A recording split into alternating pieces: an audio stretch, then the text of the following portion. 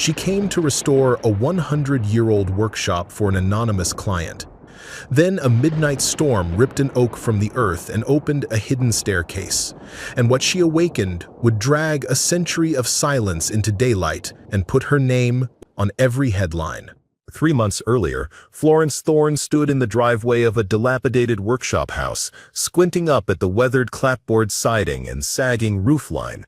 At 47, she'd restored dozens of historic buildings, but something about this place sent a peculiar chill down her spine. The commission had arrived through a lawyer. Anonymous client, triple her usual rate, no questions asked. Professionally, it was an opportunity she couldn't pass up. Personally, well, Florence couldn't shake the feeling that she'd seen this place before. Behind her, a silver SUV pulled up, tires crunching on the gravel. Her 18-year-old daughter Valerie emerged, phone in hand, followed by Florence's 15-year-old son Caspian, his lanky frame hunched beneath the weight of his backpack. And then, stepping out from the driver's side, came Lysander Grimm, Valerie's 24-year-old boyfriend, whose perfect smile never quite reached his calculating eyes. "Mom, are you sure this is the right place?" Valerie wrinkled her nose as she surveyed the ramshackle structure, her sleek black hair, so like Florence's own before the gray had begun to streak through it, was pulled back in a neat ponytail that emphasized her delicate features. "It looks like something from a horror movie." Florence consulted the paperwork in her hand. 1924 Oak Ridge Workshop, originally built by Theodore Thorne Enterprises. She glanced up at the weathered sign, still barely visible above the door. "This is it." Lysander slid his arm around Valerie's waist. "It's fascinating, really. Buildings like this are time capsules." His British accent, which Florence had always suspected was affected.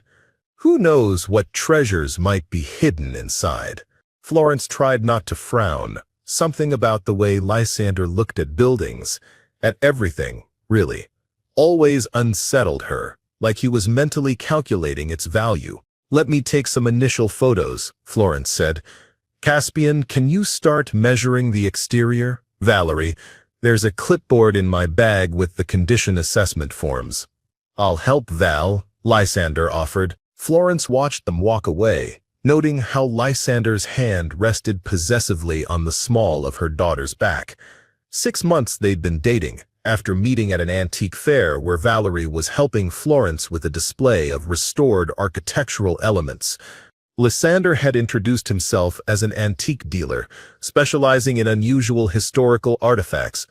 Florence had disliked him instantly, though she couldn't articulate why. The building's front door groaned as Florence pushed it open, releasing the musty scent of aged wood and forgotten memories. Dust motes danced in the beams of sunlight that penetrated the grimy windows. The interior was a single large workspace with various workbenches, rusted tools still hanging on the walls, and what appeared to be an office area in the back. A rickety staircase led to a small loft area. "Cool," Caspian murmured. Unlike his sister, who had inherited Florence's dark features, Caspian took after their father with sandy hair and hazel eyes. "Is that a forge?" He pointed to a massive stone structure in one corner. "Good eye," Florence nodded. This was primarily a metalworking shop according to the documentation. The Thorne family made their fortune in industrial manufacturing, but this workshop was apparently for special projects. Caspian wandered toward the forge while Florence began her systematic documentation of the interior. She loved this part of her job, the methodical process of understanding a building's bones before beginning restoration. An hour into her assessment, Florence reached the office area.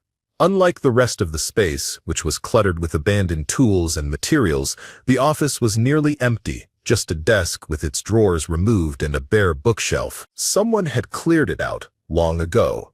"Find anything interesting?" Lysander's voice startled her. "Not yet," Florence replied. "The office has been emptied. Thoroughly. Shame," Lysander sighed.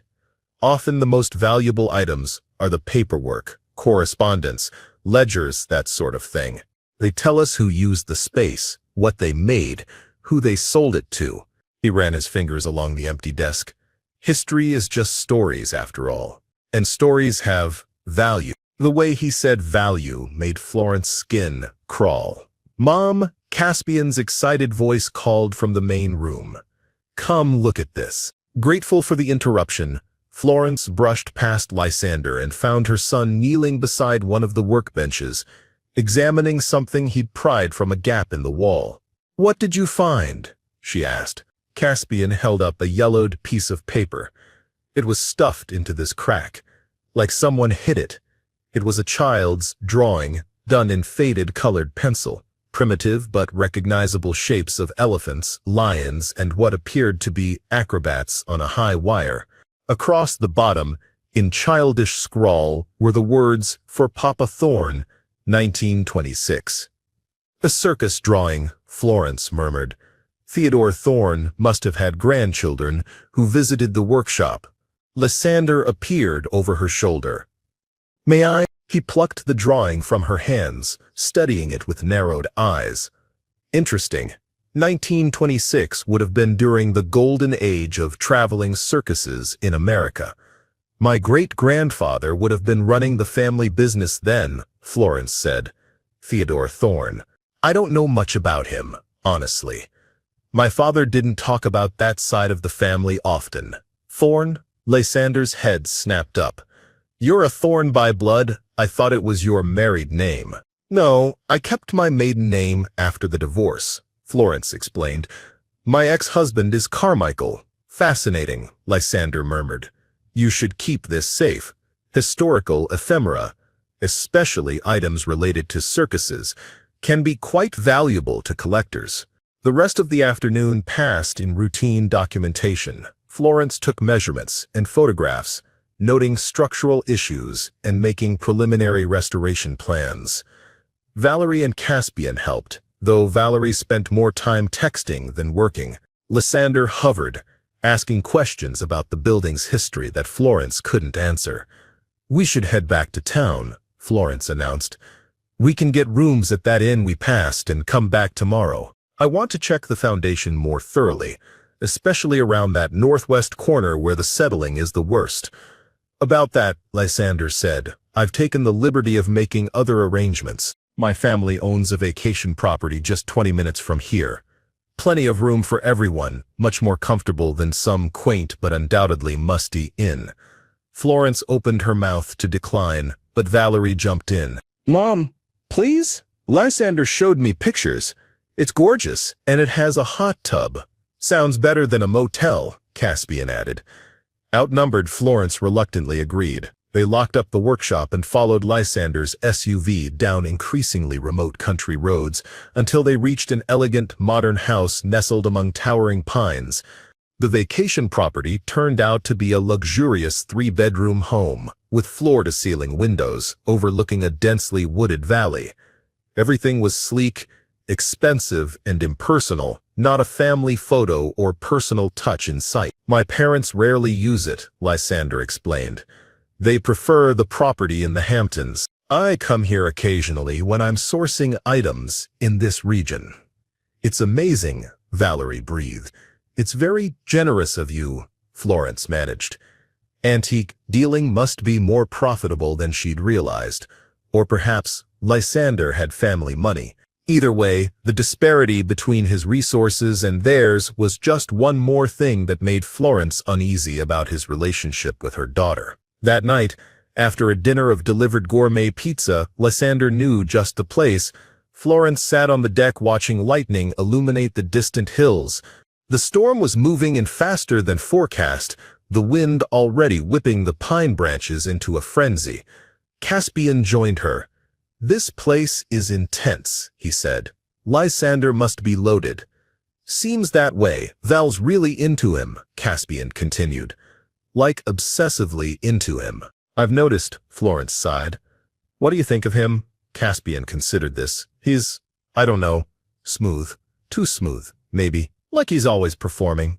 He shrugged. "But Val doesn't listen to me. I'm just her annoying little brother. You're observant, that's all. It's a good quality." A particularly vivid flash of lightning was followed almost immediately by a deafening crack of thunder. "Storm's right on top of us," Florence noted. "We should go in." The power went out around midnight, plunging the house into darkness pierced only by the violent flashes of lightning. Florence lay awake in the guest room, listening to the howling wind and torrential rain battering the roof. Something about the storm felt personal, as if nature itself was responding to their presence at the workshop. Morning brought eerie calm and devastation. Trees were down across the property, and the road back to the workshop was partially flooded. Lysander, looking remarkably put together despite the night's disruptions, appeared with coffee and pastries from some unknown source. "I ventured out early," he explained. "Thought everyone could use a proper breakfast after that tempest." "The road to the workshop?" Florence asked. "Passable, though barely," Lysander replied. "I drove by on my way back. There's quite a spectacular fallen oak near the building. Missed it by inches, fortunately." They ate quickly and headed out, Caspian riding with Florence while Valerie went with Lysander. The landscape was transformed. Branches and debris scattered across the roads, puddles the size of small ponds in every depression. When they reached the workshop, Florence gasped. An enormous oak, easily 100 years old, had been struck by lightning and toppled. Its massive root system had been wrenched from the earth, creating a jagged crater at the northwest corner of the building, precisely where Florence had noted the settling issues the day before. "Holy!" Caspian breathed, jumping out of the car before Florence had fully stopped. "Careful," she called. "The ground could be unstable." They approached the fallen giant cautiously. The workshop itself appeared largely undamaged. The tree had indeed missed the structure by mere feet. But the upheaval of the root system had torn away a section of earth directly adjacent to the foundation, revealing something unexpected. "Mom," Caspian pointed, his voice hushed. Florence edged closer, heart quickening. Where the earth had been ripped away, a set of wooden steps was visible, descending into darkness beneath the workshop's foundation. "A cellar?" she murmured, though it didn't look like any root cellar she'd encountered in her years of restoration work. The stairs were wide, solidly constructed, and appeared to lead to some kind of underground room or passageway. Lysander's SUV pulled up, and he and Valerie joined them at the edge of the crater. Well, Lysander's voice held an odd note. "Looks like the storm has revealed a secret." He pulled out his phone and began taking photographs. "What are you doing?" Florence asked. "Documenting the discovery," Lysander replied. "For insurance purposes, of course. Your client would want everything properly recorded." "We don't even know what it is yet," Florence said, "and I'm responsible for documentation." "Of course," Lysander tucked his phone away. "Shall we investigate? I have flashlights in my car." Every professional instinct told Florence to proceed with caution, to secure the site, to consult structural engineers before entering any previously unknown space. But another instinct, deeper and less rational, urged her forward. This was why she'd been brought here. This was what she was meant to find. "Caspian, get the heavy-duty flashlights from my equipment bag," she said. "And everyone put on hard hats. If we're doing this, we're doing it safely." 20 minutes later, properly equipped, Florence led the way down the exposed stairs. The wood creaked but held firm under their weight. These steps had been built to last. At the bottom, a short earthen passageway led to what appeared to be a heavy wooden door, now partially ajar. Florence shone her flashlight through the gap, revealing a glimpse of what lay beyond. Her breath caught in her throat. "Mom?" Valerie whispered behind her.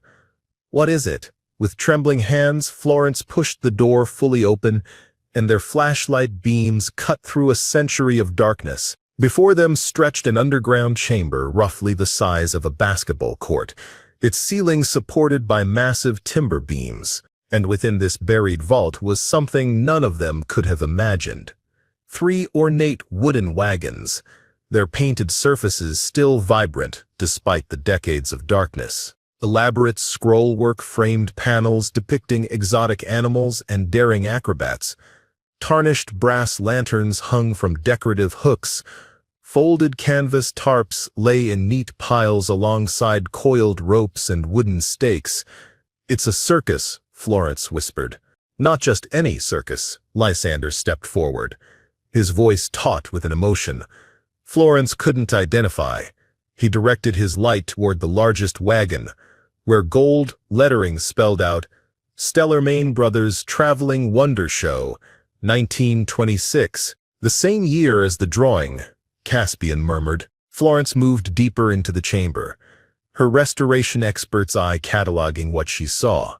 Beyond the wagons lay what appeared to be living quarters, simple cots arranged in rows, trunks at their feet. In another area, performance equipment, trapezes, balance beams, hoops, and everywhere, personal belongings, hairbrushes with strands still caught in the bristles, tin cups on makeshift tables, a child's doll propped against a pillow. "It's like they just vanished," Valerie said. "Left everything behind." "Or never left at all," Caspian added quietly. A chill ran down Florence's spine at her son's words. The underground chamber did have an unsettling quality, not just of preservation, but of interruption, as if the life that had animated these objects had been suddenly violently halted. Lysander had made his way to one of the smaller wagons, and was examining it with intense focus. A desk was covered with papers, ledgers, and correspondence, all perfectly preserved in the cool, dry underground environment. The side panel bore the words, "Cabinet of Curiosities," above paintings of strange creatures and human oddities. "The sideshow wagon," he murmured, more to himself than the others. "Extraordinary conditions." She picked up a leather-bound book and carefully opened it. Florence approached the largest wagon, which appeared to be some kind of office or administrative space. Inside, in elegant handwriting, was a list of names under the heading Stellarmain Brothers Company Roster, Winter Quarters, 1926. Her eyes scanned the entries. The list continued. Some 30 names in all, including animal handlers, musicians, roustabouts, and other performers. Florence's blood ran cold. "Theodore Thorne." "Lysander," she called. "You seem to know about circuses." At the bottom was a note, "Winter Quarters kindly provided by Mr. Theodore Thorne of Thorne Enterprises." Would it be normal for one to winter underground? Lysander appeared at her side too quickly. "Never underground." He reached for the book. "Absolutely not," he said. "Circuses typically wintered in barns, warehouses, or permanent quarters in warmer states." "May I?" Florence hesitated, then handed it over. Something flickered in his eyes. Recognition? Satisfaction? "Fascinating," he murmured. "So your great-grandfather hosted this circus for the winter of 1926. He looked up, meeting her gaze. "And then they vanished, it seems. Every last one of them." "Mom," Caspian called. "I found something else." The way he said it, clinical, almost pleased, sent another chill through Florence. They followed his voice to a narrow passage leading off the main chamber. "Dr. Magnus Grimm, circus physician," Caspian read, "daily record of health and treatment." It opened into a smaller room that contained what was unmistakably medical equipment, an examination table, cabinets of bottles and instruments, and a desk with more ledgers. Lysander stepped forward sharply. "Did you say Grimm?" "Yeah." Caspian showed him the ledger. "Looks like he was the circus doctor." A strange expression crossed Lysander's face. "How interesting," he said softly. "A coincidence, I'm sure." But Florence didn't believe in coincidences of this magnitude. Lysander Grimm, with his convenient connection to Valerie, his knowledge of antiques, his family's property near this specific workshop, and now a Dr. Grimm associated with a circus that had vanished while staying on Theodore Thorne's property. Her restoration instincts were rapidly being overridden by something more primal, a protectiveness toward her children, and a growing certainty that they had stumbled into something dangerous. "I think we need to document everything methodically," she announced, "and we should contact local authorities. This is a significant historical find that needs proper handling." "Let's not be hasty," Lysander countered. This is private property, and your client specifically requested discretion. Perhaps we should first catalog the artifacts ourselves, assess their historical and financial value. These aren't just artifacts, Florence said firmly. This was someone's life, dozens of people's lives. She gestured around them. This isn't normal, Lysander. Circuses don't disappear underground with all their belongings intact. Perhaps they abandoned it, he suggested. Financial troubles, perhaps. The circus business was notoriously unstable. And left everything? Florence challenged. Personal items? Children's toys? Valerie, who had been unusually quiet, suddenly spoke up. I don't like it down here, she said. It feels wrong, like we're disturbing something that should have stayed buried. For once, Florence agreed completely with her daughter. We're going back up, she decided. I need to contact my client about this discovery. But, Lysander began. Now, Florence said firmly. As they made their way back to the stairs, Florence noticed Lysander lingering by the sideshow wagon, his hand aggressing the ornate woodwork with unsettling intimacy. When he thought no one was looking, he slipped something small into his pocket. Outside, in the harsh light of day, the discovery seemed almost dreamlike. Had they really found a perfectly preserved circus buried beneath a workshop? What now? Valerie asked. Now I call my client, Florence said. But when she dialed the lawyer who had hired her, the response was unexpected. Miss Thorne, the crisp voice said after she explained their discovery. Your client anticipated you might find something of historical interest. They ask that you continue your work and document everything thoroughly. They will send Ferdinand funds to cover any extra expenses. But there's an entire circus down there, Florence pressed. Possibly with historical and legal implications. Shouldn't we notify authorities?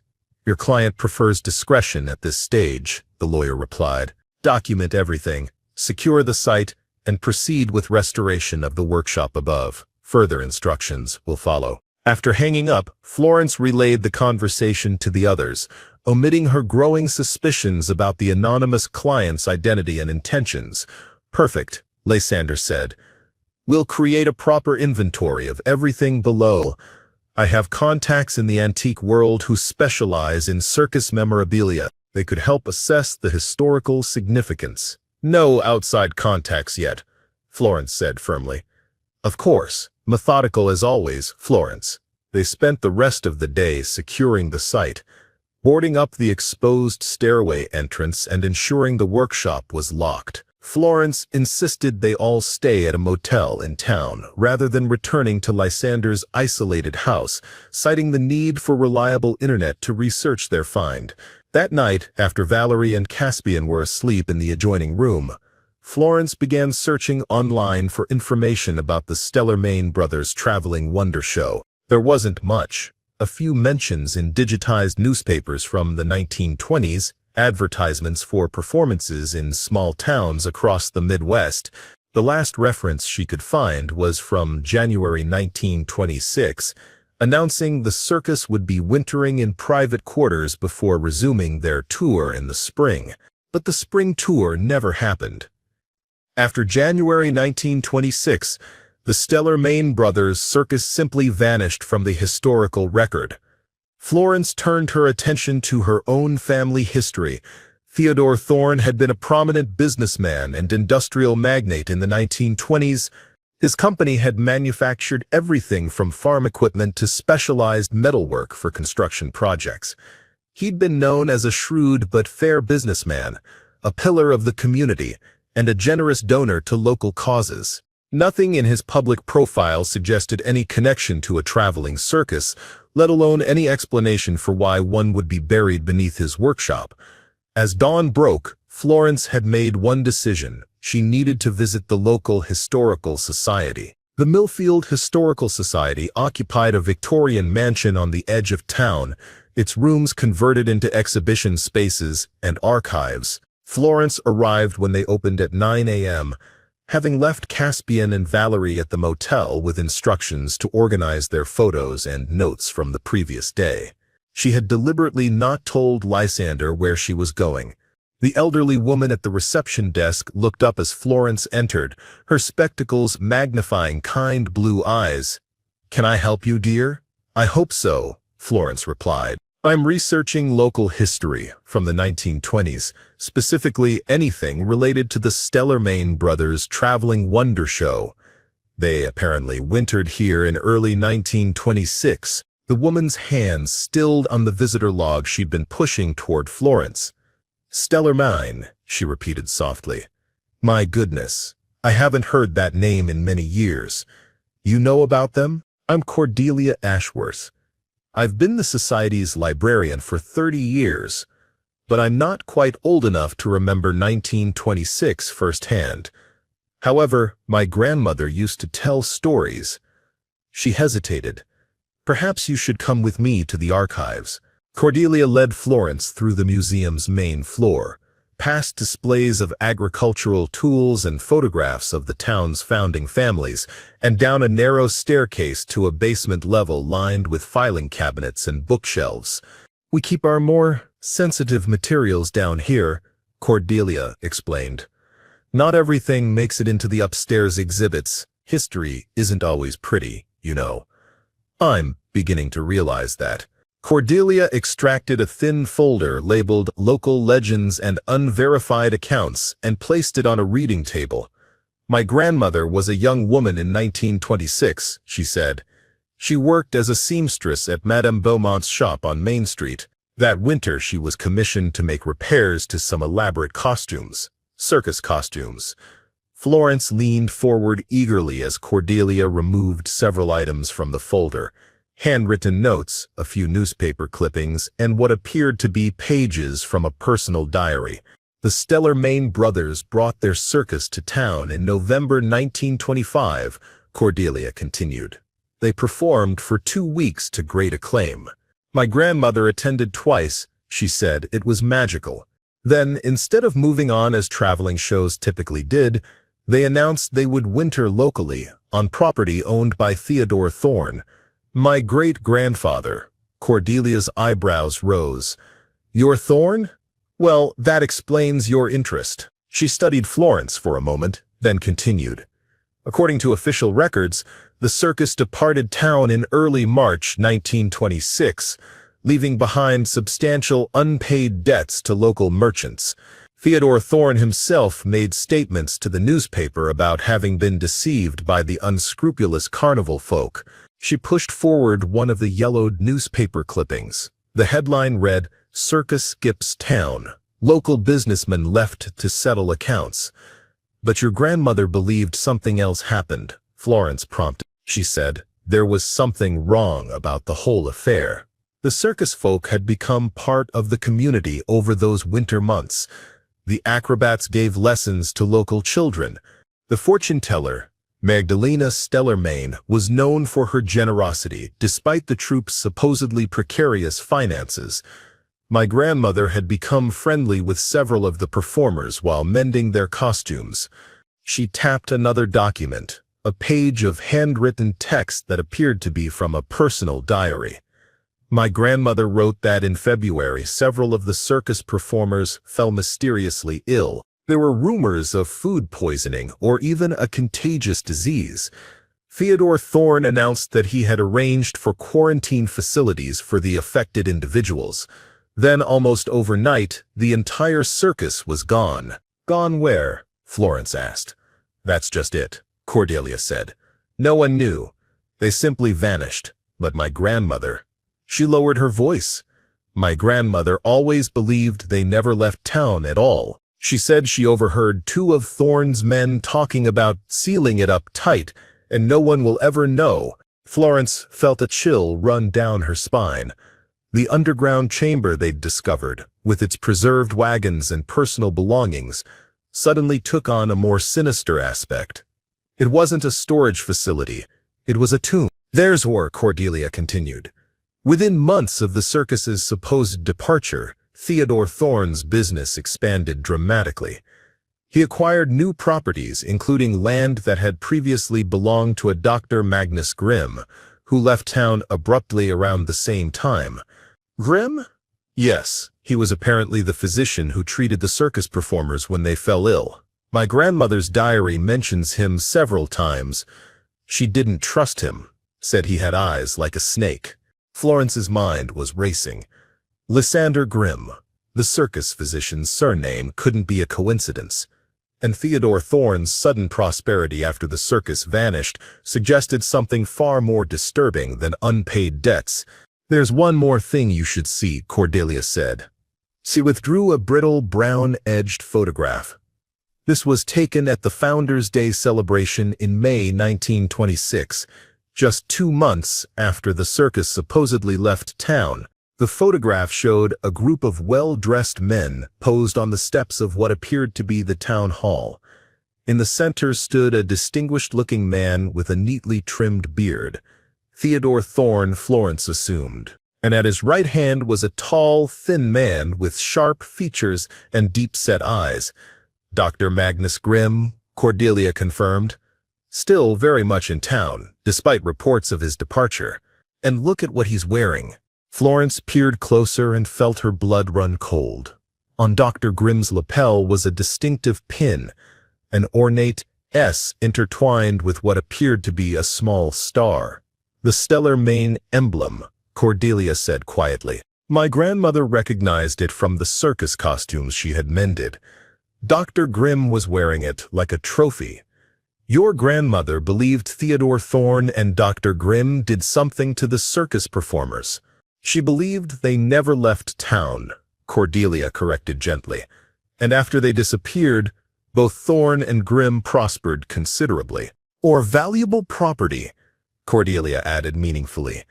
"Circus equipment, exotic animals, specialized tools, all would have been worth a considerable sum in 1926, especially if no one was looking for them." "May I make copies of these materials?" Florence asked. And now, a century later, she was being paid by an anonymous client to restore the very building beneath which those crimes had been concealed. Nothing about this was coincidental. The question was, who was the client, and what did they want her to find? When Florence returned to the motel, she found Caspian alone in the room, organizing their photographs on his laptop. "Actually, yeah, I was enhancing some of the shots of the circus wagons, and I noticed something on the sideshow wagon." He zoomed in on an image.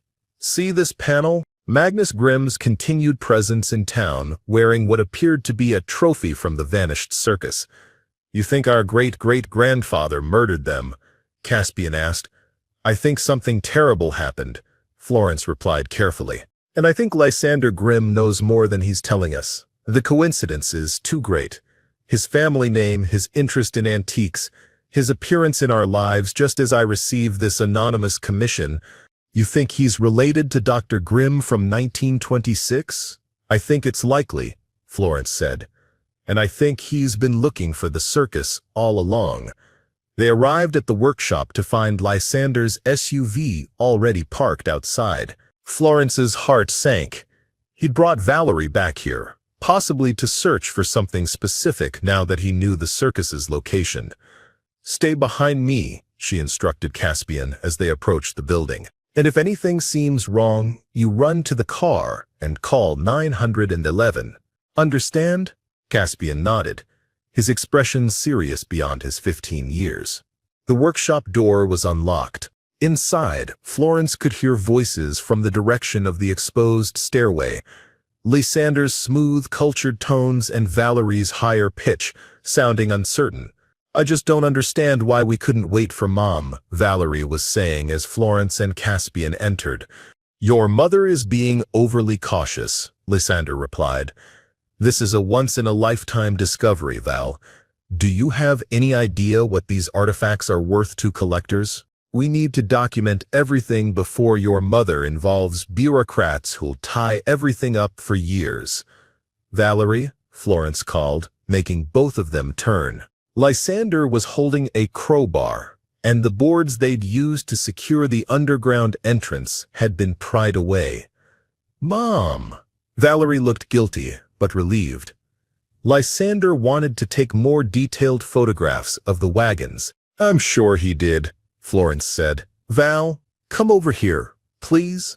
Something in her tone must have conveyed the seriousness of the situation, because Valerie immediately moved away from Lysander, crossing to stand beside her mother and brother. "Florence," Lysander said smoothly, setting down the crowbar and spreading his hands in a gesture of innocence. "I was just explaining to Valerie the historical significance of what we've found. As an antique dealer specializing in unusual items, I have contacts who would be fascinated by a collection of artifacts stolen from murdered circus performers." Lysander's expression froze. "I beg your pardon. The Stellarmain brothers' circus didn't abandon their equipment and skip town," Florence said. "They were trapped underground by Theodore Thorne and Dr. Magnus Grimm, your ancestor, I presume." A new expression crossed Lysander's face, something cold and calculating that made Florence instinctively step in front of her children. "You've been busy this morning," he said.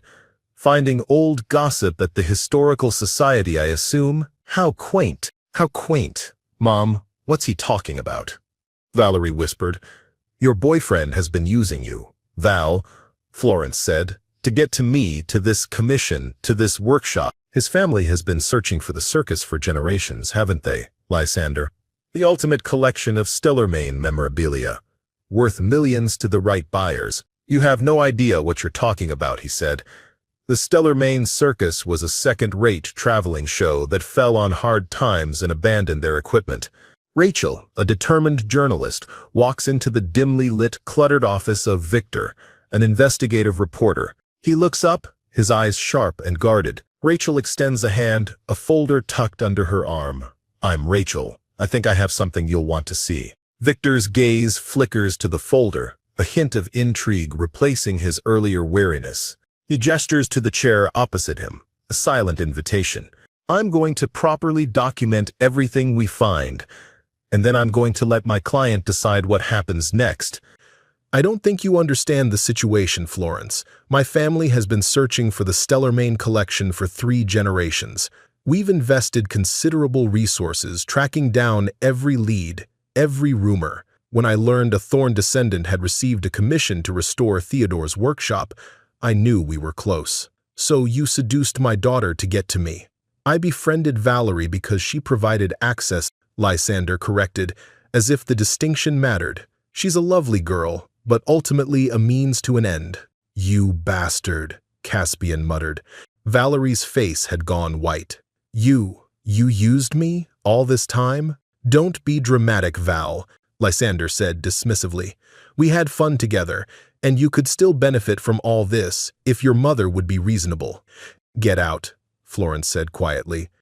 "Get out now, before I call the police and report you for trespassing and attempted theft of historical artifacts. We'll continue this discussion later, when you've had time to think more rationally," he said. "In the meantime, I suggest you consider what's truly at stake. Your family legacy is as tarnished as mine by what lies beneath this workshop. The only question is whether we profit from it or let it destroy us both." With that, he walked out, leaving an oppressive silence behind him. "Mom," Valerie's voice was small, hurt. "Is it true about Lysander?" "I'm so sorry, Val. I should have trusted my instincts about him from the beginning. But all the things he said about the circus people, about great-great-grandpa Thorne, is that true too? I don't know for certain yet, but the evidence suggests something terrible happened here and our family was involved." "What do we do now?" Caspian asked. "Now we do our jobs. We document everything properly, secure the site, and report our findings to the client as contracted." "And if Lysander comes back?" Valerie asked. "We'll deal with that if it happens," Florence assured her. "But first, we need to understand exactly what we're dealing with, which means a proper, systematic exploration of what's down there." They spent the rest of the day documenting the underground chamber, photographing every wagon, trunk, and personal item. Florence insisted they wear gloves and disturb as little as possible, treating the space with respect due to both a historical site and what she increasingly suspected was a mass grave. In the administrative wagon, Florence found more ledgers and correspondence. Most were routine business matters, booking venues, ordering supplies, paying performers. But in a hidden compartment beneath the wagon's desk, she discovered a personal diary with the name Magdalena Stellermain embossed on the leather cover. With trembling hands, she opened it, finding pages of elegant handwriting detailing the daily life of the circus. The final entries told a chilling story. The 10th of February, 1000. 926 Theodore Thorne commissioned a private performance for his business associates next week. The fee is generous, though his manner remains cold. Marcus believes this could lead to patronage that would secure our company's future, but I sense something amiss. Doctor. Grimm visits too often, asking questions about our equipment, our animals, our routes. His interest seems beyond medical concern for our well-being. February 15th, 1926. Disaster. The private performance went well, but afterward, several of our company fell violently ill. Coriolanus, the Weiss family. 2 of our roustabouts. Dr. Grimm diagnosed food poisoning from the refreshments and is treating them, but I mistrust his remedies. They seem to worsen rather than improve. Marcus confronted Thorne, suggesting the food at his event poisoned our people. Thorne was enraged by the accusation. February 18th, 1926. More have fallen ill. Thorne claims concern about contagion spreading to the town and has ordered us to remain at the winter quarters. Marcus planned to leave tomorrow, ill performers or not, but this evening Thorne arrived with men carrying guns. They are quarantining us, moving everyone into the underground storage area that Thorne had constructed beneath the workshop. I am writing this by candlelight. The healthy among us have been separated from the sick, but we are all underground now. Lucius tried to resist and was beaten severely. The children are terrified. I fear Thorne and Grimm have planned this all along. February 20th, 1926. 2 days in this underground prison. The illness grew worse. I suspect deliberate poisoning now, not accidental. Grimm administers medicine that seems to hasten decline. Thorne has men guarding the entrance. They bring food and water, but not enough. My niece Luna, always clever, has found a small space behind one of the wagons where she hides when the guards come down. She has been documenting everything in sketches and notes. If anyone finds this, know that the Stellermain brothers' traveling wonder show did not abandon our equipment or leave unpaid debts, as I suspect Thorne will claim. We were imprisoned and poisoned by Theodore Thorne and Dr. Magnus Grimm, who coveted our property and equipment. February 22nd, 1926. I am the last one writing now. Most are too weak. The guards come down less frequently. Yesterday, I overheard them discussing sealing it up once we are all finished. Luna still hides. She is our only hope. If anyone finds this, know that we were loved. We had names, and we deserved better than to be erased from history by greedy men. The final entry was dated February 24th, 1926. The handwriting was shaky, barely legible. Luna has taken all my records and hidden them where Thorne's men won't find them. She is our witness now. If she cannot escape, at least she might be found someday, along with the truth. The air grows stale. I hear hammering above. They are sealing us in. Florence closed the diary, her hands shaking. The horror of what had happened here. People systematically poisoned, imprisoned, and left to die was almost too much to comprehend. And her own blood ancestor had been responsible. Mom? Valerie's voice broke through her thoughts. What did you find? Florence looked up at her children, their young faces concerned. How could she share such horror with them? I found Magdalena Stellermain's diary, she said quietly. It confirms what I feared. Theodore Thorne and Dr. Grimm deliberately poisoned and imprisoned the circus company. They sealed them underground and left them to die. Valerie's hand flew to her mouth. All of them? Even the children? According to this, one person might have escaped or hidden. A young aerialist named Luna Stellermain. She was Magdalena's niece. Rachel stood before the imposing data server. her reflection distorted in its mirrored surface. This was it. The cool hum of the machinery was a constant companion, a rhythm to her racing heart. She remembered her father's words, "The truth is always there, Rachel. You just have to know where to look." With a deep breath, she initiated the sequence. Lines of code cascaded down the screen. Across town, Victor felt a tremor in his carefully constructed world. His systems were alerting. Rachel watched, her heart pounding as the progress bar crept forward.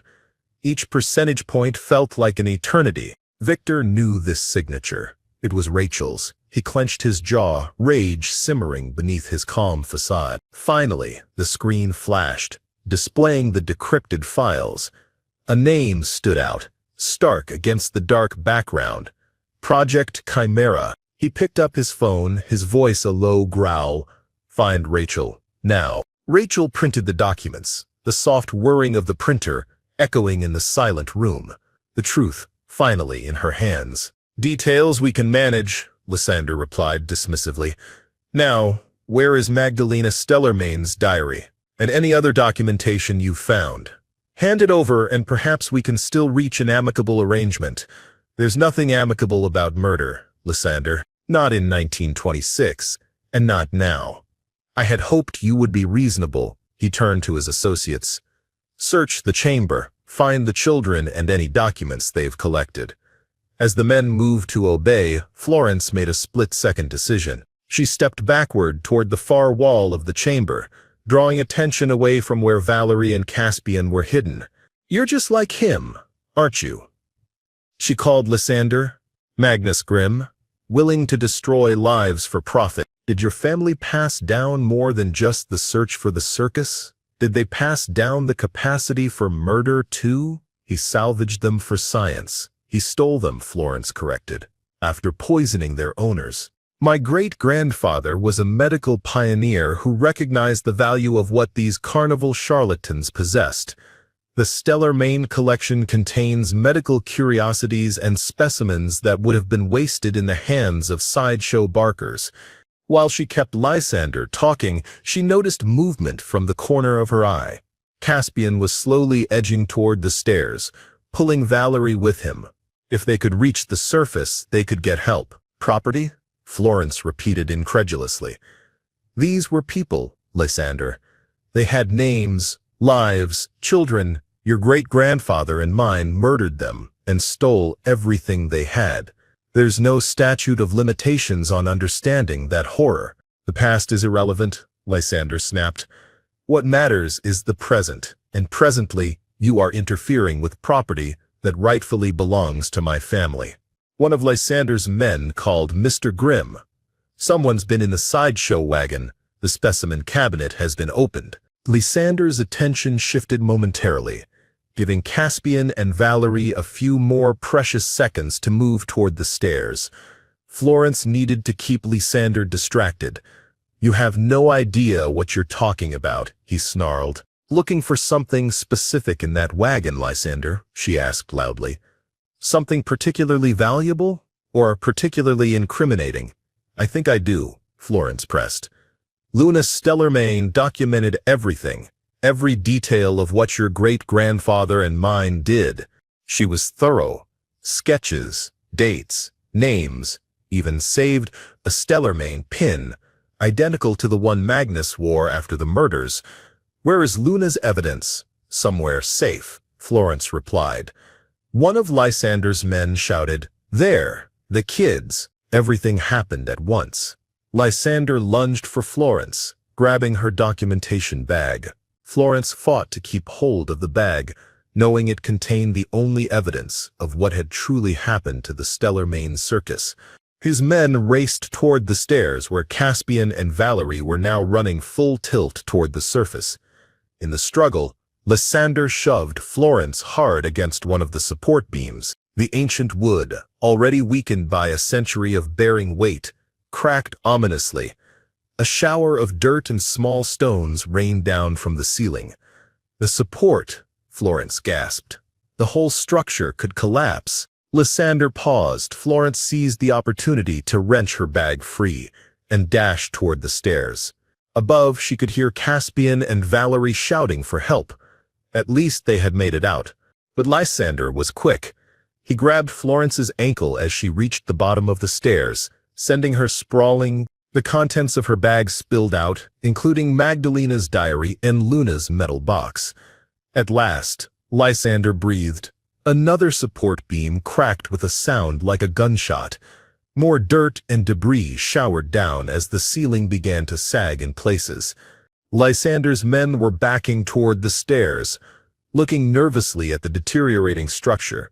"Mr. Grimm, we need to get out," one of them urged. Lysander ignored him, focused entirely on gathering the scattered papers and the diary. Florence scrambled to her feet, lunging for Luna's metal box, just as a larger section of ceiling collapsed between them. "Mom!" Valerie's terrified voice called from above. Florence clutched the metal box to her chest and turned toward the stairs. Behind her, Lysander was still gathering papers, oblivious to the increasing danger as more supports began to fail.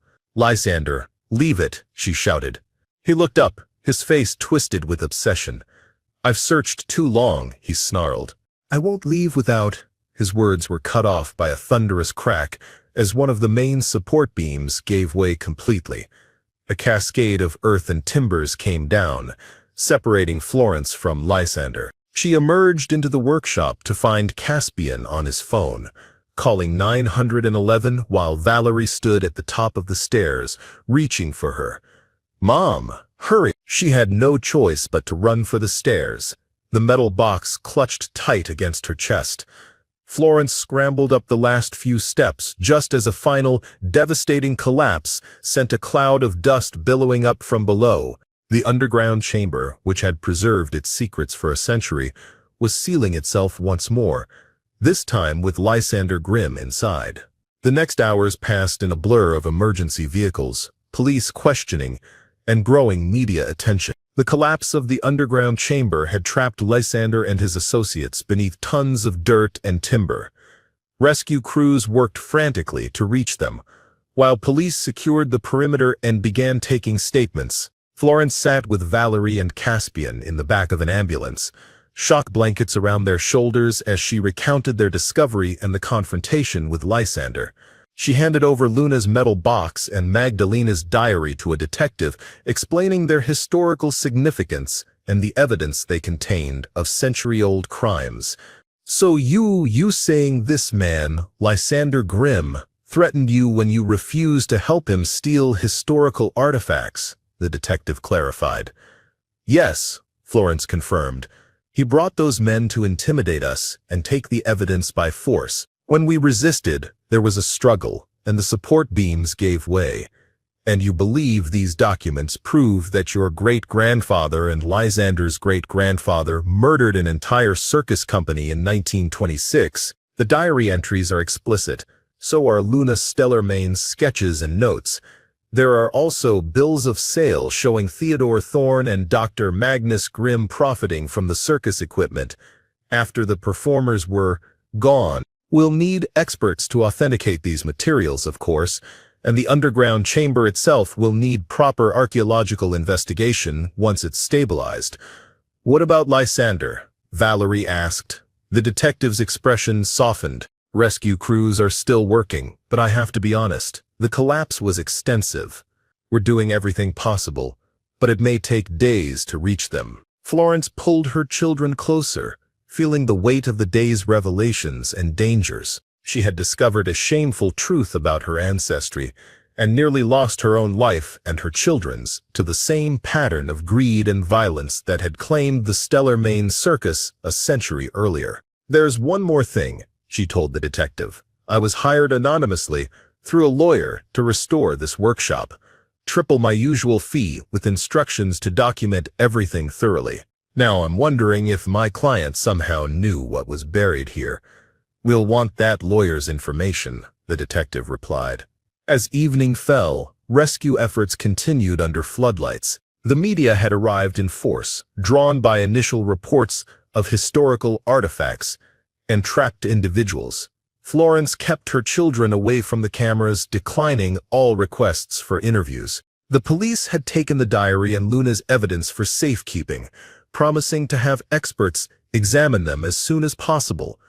Florence called the lawyer who had hired her, but reached only a voicemail. She left a detailed message about the discovery and the current situation, including the police involvement. That night, in a hotel room far from both the workshop and Lysander's vacation home, Florence finally allowed herself to process the magnitude of what they'd uncovered. Her own ancestor had committed mass murder for profit, and a century later, Lysander Grimm had been prepared to continue that legacy of violence to protect his family name and claim the valuable artifacts. "Mom?" Valerie's voice came softly. "I keep thinking about those people, trapped underground like that. It's so horrible." "It is," Florence agreed. "And I'm so sorry you were drawn into this, Val, especially through Lysander. I feel so stupid. He was just using me the whole time." "You weren't stupid," Florence said. "He was calculating and manipulative. He targeted you specifically because of our family connection, but I brought him into our lives. If anything had happened to you or Caspian because of him—" "Nothing happened," Florence assured her. "We're safe, and now the truth about what happened to the Stellar Main Circus will finally be known. Do you think Lysander is—" "I don't know. The rescue teams are doing everything they can." Despite her words, Florence had seen the grim faces of the rescue workers. The collapse had been catastrophic, with the century-old chamber essentially imploding under its own weight once the supports failed.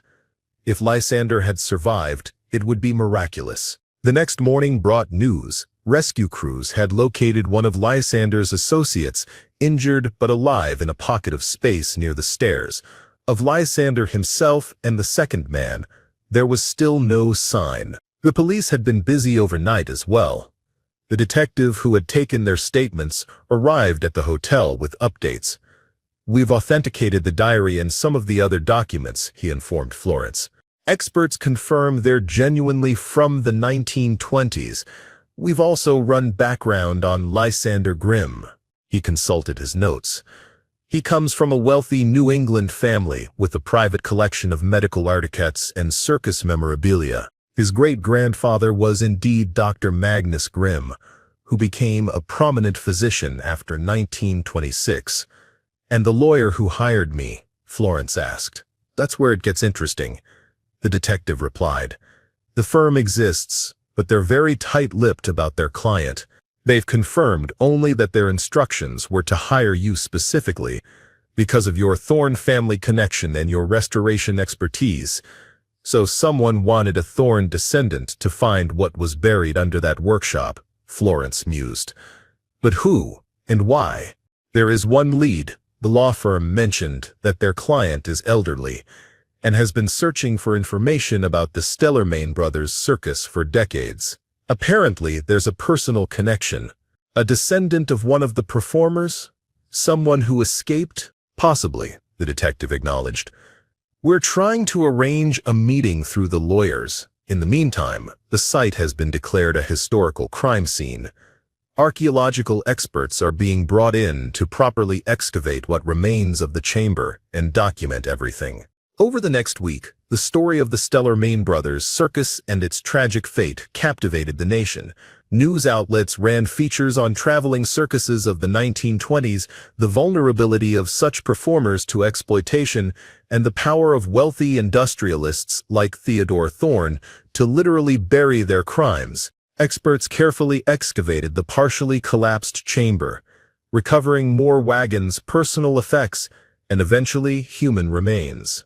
DNA testing would be required to identify them, but the presence of children's remains confirmed the horror of what Theodore Thorne and Dr. Magnus Grimm had done. Lysander's body was finally recovered on the 8th day near the sideshow wagon. He had been crushed by falling timbers while clutching a small leather case that contained what appeared to be medical specimens, the curiosities from Dr. Grimm's cabinet. Florence felt a complex mix of emotions at the news of his death: horror at the tragedy, relief that he could no longer threaten her family, and a deep sadness for Valerie, who despite everything was struggling with guilt and grief. It's okay to have complicated feelings about him. They had extended their stay indefinitely as the investigation continued and media interest remained high. He deceived you, used you, and ultimately threatened us. But you cared for him once, and it's natural to mourn what you thought you had. I keep thinking about what drove him to this, to be so obsessed with finding these things that he'd threaten people, risk lives. It's like the past had a hold on him that he couldn't break. Legacy is powerful, Florence agreed. Look at us. We never knew about Theodore Thorne's crimes, but they've been shadowing our family for generations. Now we have to decide what to do with that knowledge. We tell the truth, Caspian said. Always. Yes, but it's rarely simple. Our family built its fortune on stolen lives. What does that mean for us now? Before either child could answer, Florence's phone rang. It was the detective. Miss Thorne, he said. The lawyer representing the anonymous client who hired you has made contact. His client would like to meet with you today if possible. Who is it? Her name is Eleanor Stellar-Main Martinez, the detective replied. She's 89 years old and claims to be the granddaughter of Luna Stellar-Main, the young aerialist who documented the crimes. Luna survived? According to Miss Stellar-Main Martinez, yes. Her grandmother escaped the underground chamber and spent years gathering evidence against Theodore Thorne and Dr. Grimm. But as a teenage girl with no resources, she was unable to bring them to justice. She eventually married and had children, but never stopped searching for the location where the rest of her family was buried. And Eleanor continued the search, Florence murmured. She hired me because I'm a Thorne. She knew the connection to the workshop. That appears to be the case, the detective confirmed. She's requested to meet you at her hotel. I can accompany you, if you'd prefer. No, Florence decided. After hanging up, she explained the situation to Valerie and Caspian. We should all go, Valerie said immediately. Caspian nodded in agreement. Besides, I want to hear Luna's story firsthand. She's like the hero of this whole tragedy. Florence considered their request. You're right, we'll go together. Eleanor Stellar-Main Martinez was waiting for them in the sitting area of a modest hotel suite. Despite her advanced age, she sat with perfect posture in a wheelchair. Her white hair elegantly styled, her dark eyes sharp and alert. On the table beside her lay a familiar object, a tarnished pin bearing the Stellar-Main emblem. Florence Thorne, Eleanor said, and these must be your children. Please, sit down. We have much to discuss. Florence and her children settled on the sofa across from Eleanor, an invisible weight of history hanging between them. I owe you an explanation, Eleanor began, and perhaps an apology for drawing you into this situation without full disclosure. But I needed a Thorne to find what was hidden beneath that workshop. It seemed fitting. You knew what was down there? Florence asked. Not precisely, but I knew something was buried there. My grandmother, Luna, spoke of it often. She was 16 when it happened, an aerialist with the circus and niece to the owners, the Stellar-Main brothers. According to her account, she had discovered a small access tunnel behind the sideshow wagon, an air shaft of sorts. When Theodore Thorne's men began sealing the main entrance, she escaped through this tunnel, taking only what documentation she could carry. Luna's metal box, Florence murmured. Yes, she spent months hiding, terrified that Thorne or Dr. Grimm would discover she had survived. Eventually, she made her way to another state, changed her name, and tried to build a new life. But she never stopped trying to expose what had happened. Why couldn't she get justice? Caspian asked. A 16-year-old girl with no money, no family, and a story about wealthy, respected men committing mass murder? In 1926, she approached a newspaper once, but they dismissed her as hysterical. A police officer threatened to have her committed to an asylum when she showed him her sketches. So she just gave up? Valerie sounded dismayed. Adapted. She married a kind man named Martinez who believed her story. She had children, my father and aunt, and she passed down everything she knew, all her documentation, and most importantly, the mission to someday find where her family was buried and give them proper recognition. When my father died, I inherited Luna's quest. I've spent decades tracing property records, interviewing elderly residents of the area, consulting historians. When I discovered that Theodore Thorne's old workshop still stood and was owned by a development company planning to demolish it, I knew I had to act quickly. So, you anonymously commissioned me to restore it, Florence concluded. Yes. I researched you thoroughly. Your restoration work, your Thorne ancestry, your ethical reputation. I believed you would handle the discovery properly. Eleanor's sharp eyes studied Florence. And you did, despite considerable personal risk. There was only one right choice, she said quietly. To honor the truth, however painful. That's precisely why I chose you. She reached for a folder on the table beside her. Now we must discuss what happens next. The authorities are treating this as a historical crime scene, but eventually decisions will need to be made about the artifacts recovered and the remains of my family. What would you like to see happen? I want them remembered, Eleanor said simply, not as circus freaks or anonymous victims, but as people who lived and worked and loved, who had names and dreams and talents, who deserved better than to be erased from history by wealthy men who coveted what they had. She opened the folder, revealing old photographs of circus performers in costume, smiling faces preserved in sepia tones. This is my family, the Stellarmanes, the Fisks, the Weisses, all of them. I want the world to know who they were. They deserve to be honored, Florence agreed, and my family needs to acknowledge its role in what happened to them. You are not responsible for Theodore Thorne's crimes.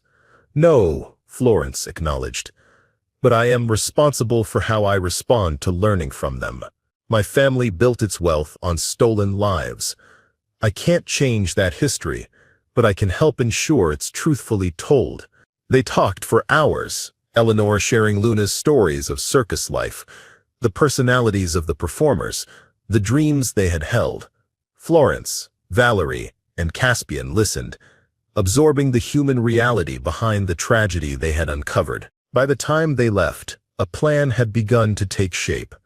Not just for the proper handling of the physical evidence and remains, but for a permanent memorial that would honor the Stellarmanes circus and ensure their story was never forgotten again.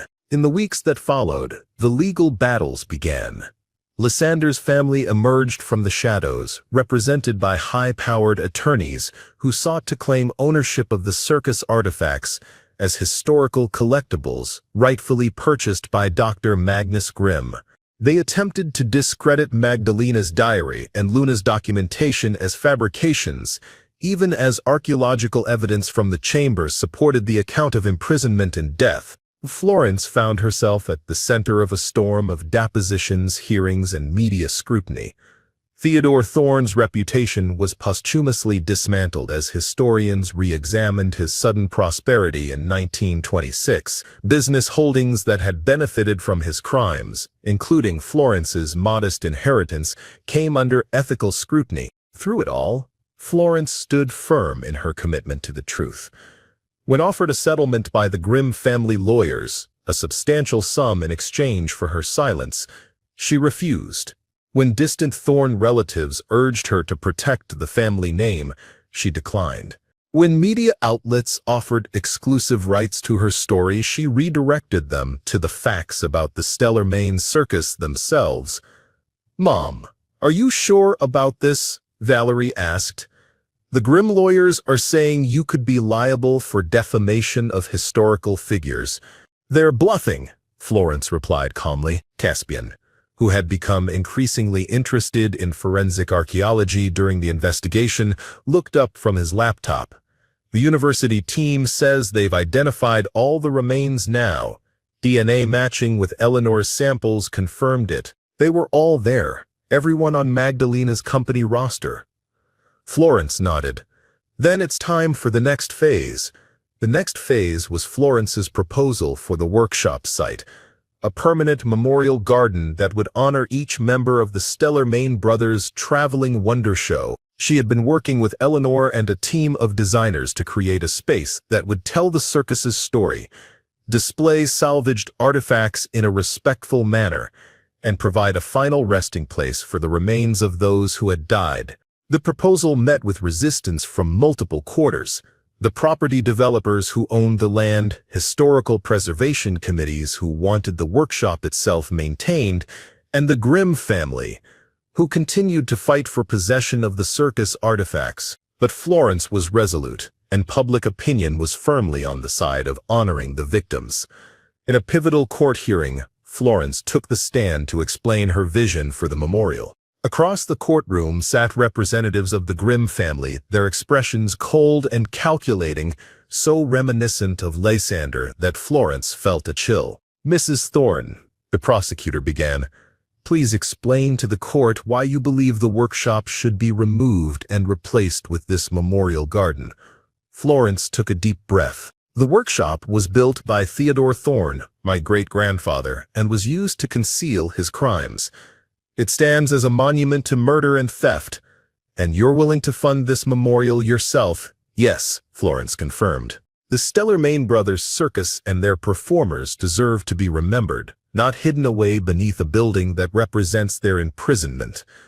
It seems appropriate that wealth that originated in their murders should finally serve to honor their memory. Using the restoration fee paid by Eleanor Stellarmain Martinez, along with my own savings, and if necessary the proceeds from selling my share of Thorne family holdings." The Grimm family lawyer rose for cross-examination.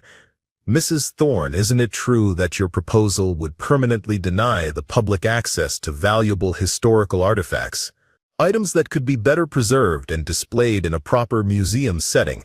"The artifacts will be preserved and displayed," Florence countered, "but as part of the memorial in context with the names and stories of those who owned them, not as curiosities or collectibles separated from their human significance." "And who would determine what constitutes proper context?" the lawyer pressed. "The memorial design includes input from museum curators, historians, and most importantly, the sole surviving descendant of the victims," Florence replied steadily. "You, Miss Stellarmain Martinez? Neither of you has professional museum credentials. I believe that gives it more legitimacy than a private collection assembled by the descendants of those who committed the murders." "Mrs. Thorne," the lawyer continued, his tone hardening, "isn't this entire proposal simply an attempt to assuage your own guilt over your ancestors' actions? A public relations exercise to rehabilitate the Thorne name? If I wanted to protect the Thorne name, sir, I would have accepted your client's settlement offer. I would have helped conceal these crimes, just as my great-grandfather did. Instead, I'm choosing to acknowledge the truth, however painful, and to honor those who deserved better than they received." She glanced toward where Eleanor sat in her wheelchair. "This isn't about the Thorne name, it's about the Stellarmain names, the Fisk names, and the Weiss names. It's about acknowledging that they were loved, they had names, and they deserved better." In the end, the court ruled in favor of Florence and Eleanor's proposal. The workshop would be carefully dismantled, with historically significant elements preserved. The underground chamber would be properly excavated by archaeological experts, and the site would be transformed into the Stellarmain Memorial Garden, with areas dedicated to each performer and aspects of circus life. On the courthouse steps, after the ruling, Florence found herself face to face with Eleanor, whose eyes shone with unshed tears. "My grandmother would be proud," Eleanor said softly. "She spent her life trying to tell their story, to make people remember. Now finally they will be honored as they should have been." Florence took the elderly woman's hands in hers. "I can't undo what my great-grandfather did, but I can help ensure the truth is known and remembered. That's all any of us can do with the legacy we inherit. Choose how we honor it or how we change it." As Florence helped Eleanor to her car, she reflected on those words. Legacy. What Theodore Thorne had left behind was a foundation built on stolen lives and silenced voices. But perhaps what Florence could leave was different. A commitment to truth, to acknowledgement, to setting right what could still be addressed, even a century later. 1 year later, Florence stood at the entrance to the Stellar-Main Memorial Garden as final preparations were made for the dedication ceremony. Where Theodore Thorne's workshop had once stood, a thoughtfully designed landscape now spread before her, pathways winding through garden spaces, each dedicated to a member of the circus company. The transformation had not been easy. The legal battles with the Grimm family had continued for months, ultimately ending in a settlement that allowed Florence and Eleanor to proceed with the memorial while acknowledging the historical significance of Doc Grimm's medical documentation, which would be preserved in a university archive with full context about how it had been obtained. The archaeological excavation of the chamber had been painstaking, yielding more artifacts and personal belongings that helped tell the story of the Stellar-Main Circus's final days. Each item had been carefully catalogued, preserved, and incorporated into the memorial's small museum space, which occupied a purpose-built structure at the garden's edge. The remains of the circus members had been formally interred in a central memorial area, with stones bearing their names, ages, and roles in the circus. Eleanor had provided photographs where available, ensuring that visitors would see the faces of those who had been lost. "It's beautiful," Valerie said, joining Florence at the entrance. At 19, she had spent her gap year before college helping with the memorial project, finding healing in the work of honoring the dead. "Do you think they would approve?" Florence looked around at the colorful flower beds, the restored circus wagons displayed under protective canopies, and the flowing fountain at the center of the memorial space. "I hope so." Eleanor says it captures the spirit of what the circus was, vibrant, welcoming, full of life. Caspian approached, clipboard in hand, but a voice from the past, persistent and urgent, shattered the stillness of Rachel's new life. It was Victor. His words were a frantic jumble, a desperate plea for help, for understanding. He spoke of things she barely remembered, a buried truth from their shared history that now threatened to consume him. Rachel, a determined woman in her 30s with auburn hair, found herself drawn back into the shadowy world she'd fought so hard to escape. Her quiet resolve was replaced by a familiar unease, a chilling premonition of the danger that lay ahead. The past, it seemed, wasn't content to remain buried. The truth may be painful, but concealing it only compounds the original wrong. And what about the Grimm family? There are rumors they continue to possess other circus artifacts that Dr. Magnus Grimm acquired. The settlement agreement prevents me from speculating about that. What I know is that the items recovered from this site are now properly preserved and contextualized, honoring those who originally owned them. The past speaks to the present, if we listen carefully. The Stellar-Main circus performers were vulnerable because they were outsiders, because they lived unconventional lives, because their value was seen in what they could provide rather than in their humanity. Those patterns persist.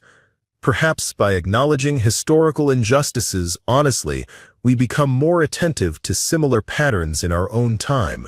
After the reporter departed, Florence found herself approached by a young woman in her 20s, who had been hovering nearby during the interview. It was taken around 1924, before David was born. "I thought perhaps it could be added to their memorial stones."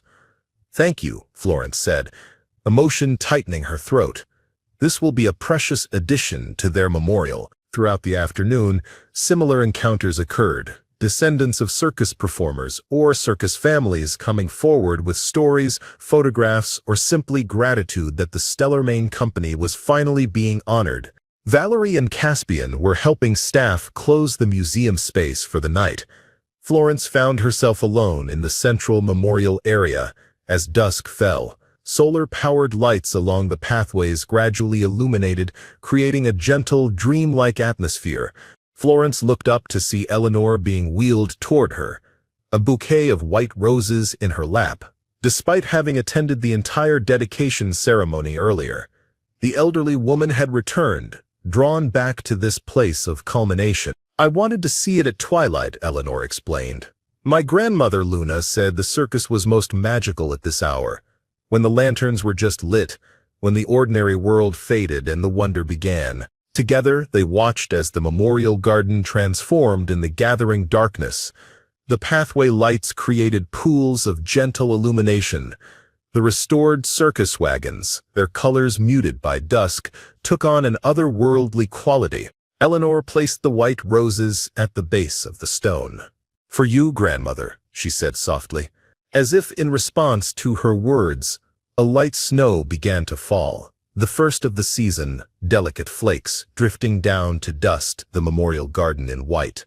Florence helped Eleanor back into her wheelchair, and they sat in companionable silence, watching the snow accumulate on the memorial stones, on the pathways, on the circus wagons. "The first peaceful winter this ground has known in a century," Eleanor observed. Florence nodded, understanding the significance. No longer a place of concealment and forgotten crimes, the earth beneath them had been cleansed by truth, by acknowledgement, by the simple act of speaking names that had been deliberately erased. But there had been other choices too. Luna Stellarmain had chosen courage and witness. Eleanor had chosen persistence and memory.